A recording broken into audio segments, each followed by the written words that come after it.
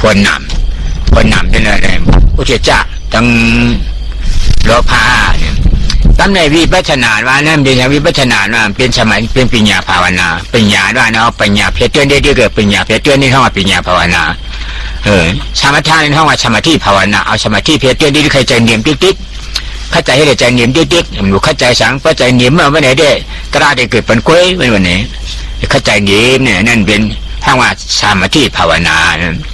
อย่าการนำชาติเปลี่ยนเช้าวันเท่าจังเขากำเนี่ยชัดเปลี่ยนวิปัสสนาภาวนาชัดเตือกสังหารเตือกเหตุสังหารเหตุหนามเหตุหนามเนี่ยเป็นสังหารในเรื่องเจ๊ขี้สองโมหะสามวิจิกิจฉาตราสามตัวนะเจ๊ขี้นั่นหันพิษโมหะในอัมหูวิจิกิจฉาจำอยู่พิษตราสามตัวเนี่ยนะตราสามตัวเนี่ยเป็นเหตุหนามเนี่ยพระเป็นเจ้าอ่อนเขาเจ๊เนี่ยเจ๊เหตุหนามนะจึงเปลี่ยนเหตุมันเพราะเหตุมันจ่ายเอาไปไหนจึงผลนั่นไม่จ่ายไกวมาเนี่ยมันหลุดตึกยาวนี่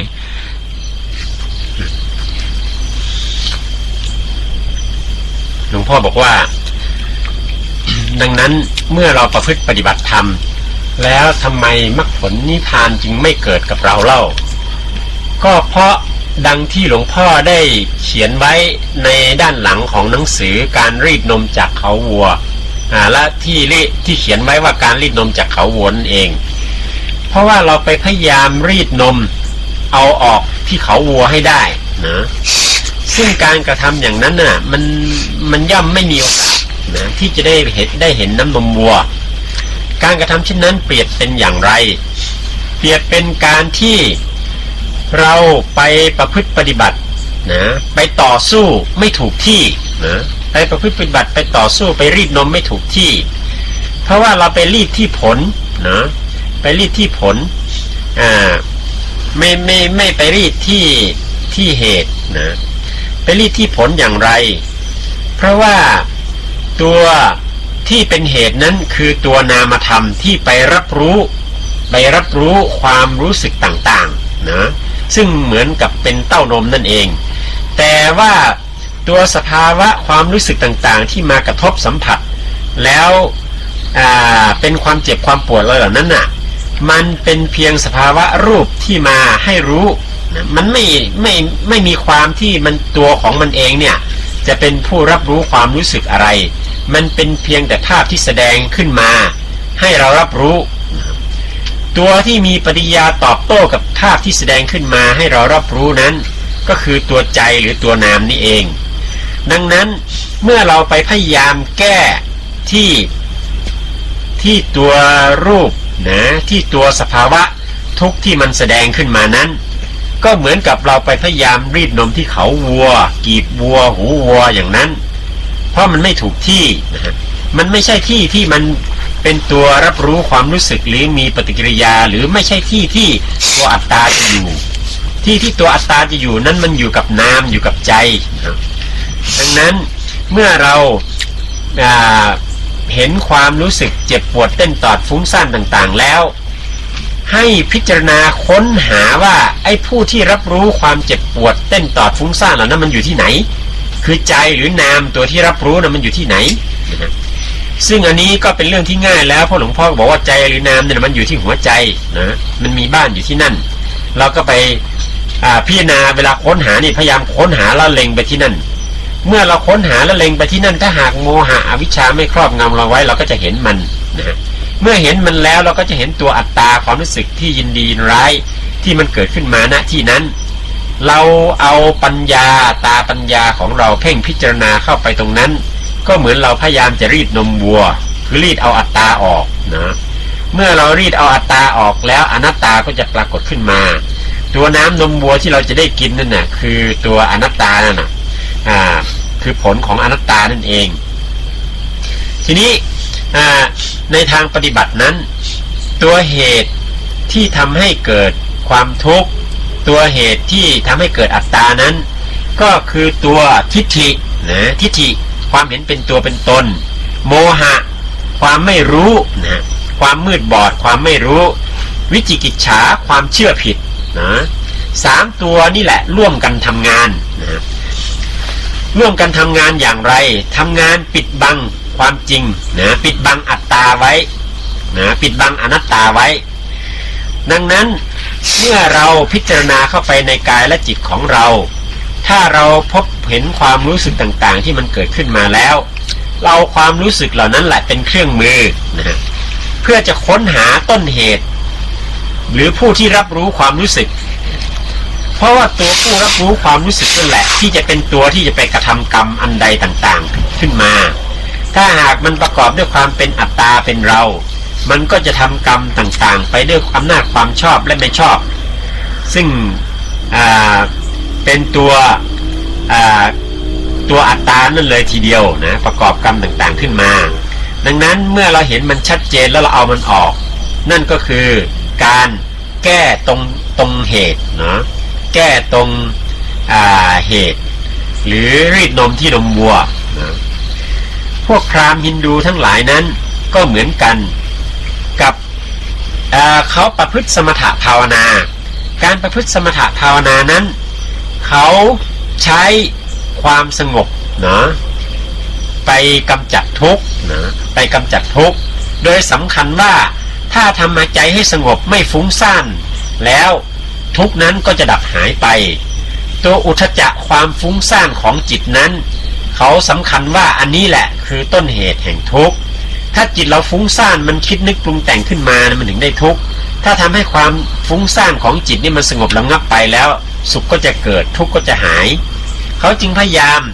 ที่จะเจริญสมถะภาวนาให้ใจสงบนิ่งนะจนมีกำลังมากๆเมื่อจิตสงบนิ่งมีกำลังมากๆมันก็ไปสงบอุทธัจจะความฟุ้งนั้นไว้เสียแต่การประพฤติปฏิบัติวิปัสสนากรรมฐานนั้นหาได้มีจุดมุ่งหมายอย่างนั้นไม่จุดมุ่งหมายของวิปัสสนากรรมฐานนั้นไม่ต้องการสมาธิไม่ต้องการความสงบแต่เป็นการเอาปัญญานะไปค้นหาต้นเหตุนะต้นเหตุ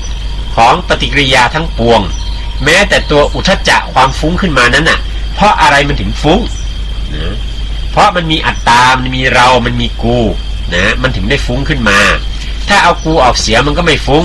ปัญญาที่ไปรู้เห็นถึงความเป็นจริงอย่างนี้รู้เห็นถึงตัวอัตตาอนัตตาอย่างนี้แหละคืองานของวิปัสสนากรรมฐาน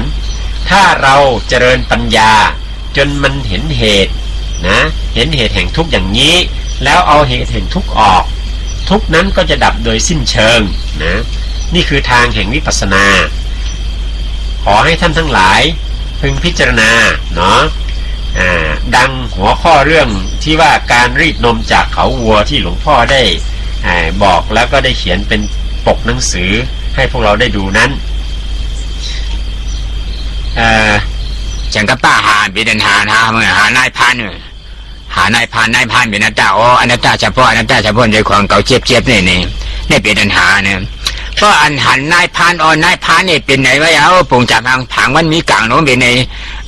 ปืนกลางมันเป็นในกลางมันยื้อเป็นในตัวมันเป็นในหางผางมันเป็นในอันหันนี่เป็นสมาธิที่หันว่าสมาธิที่หันเอาสมาธิที่มันเหตุการณ์อย่างเหตุการณ์หันละลายไว้นะเชจานุโรมาเนี่ยเชจานุโรมาเนี่ยมีไว้อยู่ตราเปียดตัวได้เกี่ยวสมาธิที่มากลางคู่เอาตัวที่สมาธิวุ่นเอาให้เป็นกำเดียวเพราะเหตุเป็นกำเดียวเนี่ยตราอันตัวนายพานเนี่ยในตราอันเกิดขึ้นมาใหม่ลงขึ้นมาเนี่ยมันหับเอาเพราะมันหับเอาเนี่ยมันช่วงมันมากหับไล่อันใหม่อันกัดอันชานั่นเพราะหับแล้วนี่ก็ตัดเป็ดอัตราเด็กที่วิจิกิชาขาดปิโดกากับเป็นโผนี่ที่หัวงายมีกันหน้าหนึ่งยาวเนี่ยหลวงพ่อก็บอกว่าตัวอุปมาของราชสีห์ที่ถูกนายพรานยิงถูกตัวนั่นน่ะเวลาที่ลูกศรถูกที่ตัวราชสีห์นั้นนี่คือทุกขสัจจะความเจ็บความปวดความรู้สึกต่างๆเจ็บปวดเต้นตอดเหน็บซ่านต่างๆที่เกิดขึ้นทั้งหมดใน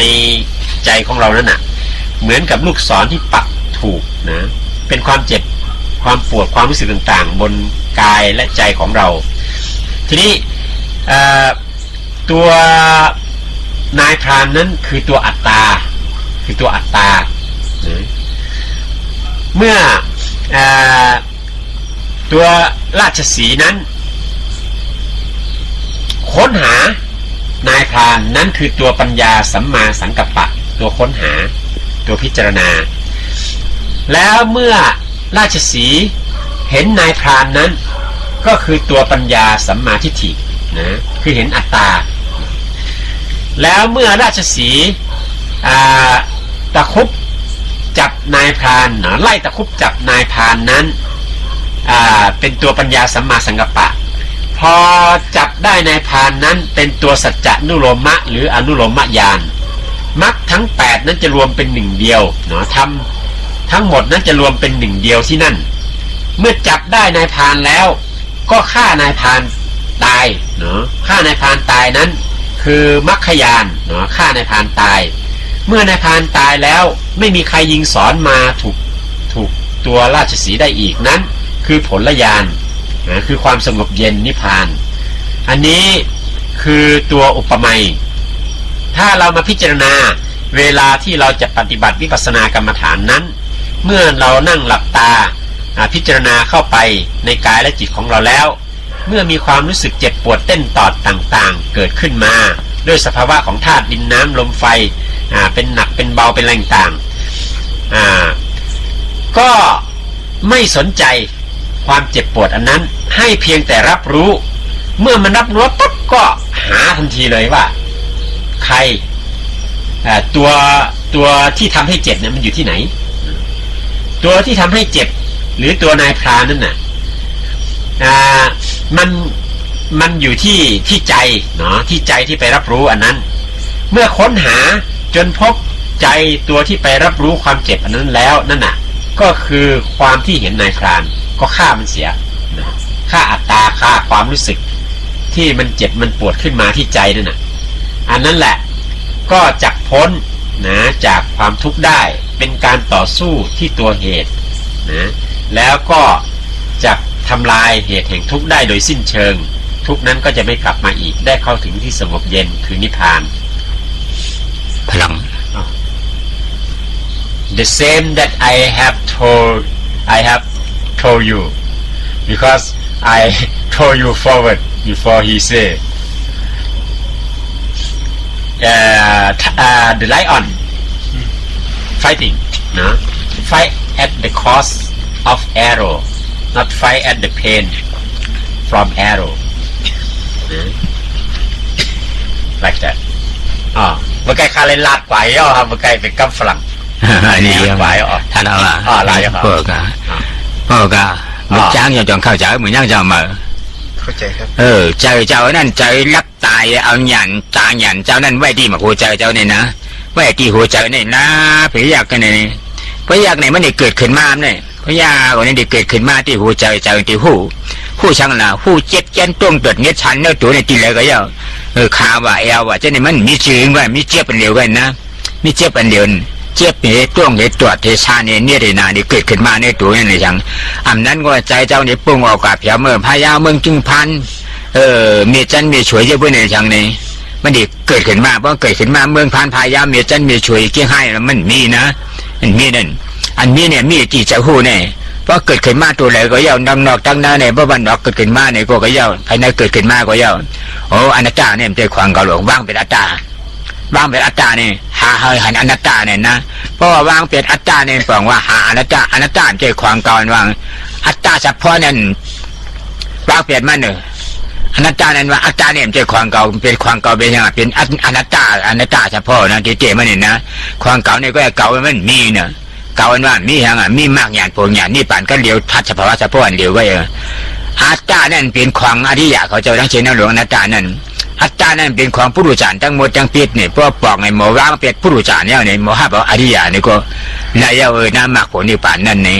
ให้หมอกันหน้าไงเข้าใจว่ามือธรรมะบรรยายในวันนี้ก็ขอยุติลงเพียงเท่านี้ The end of teaching tonight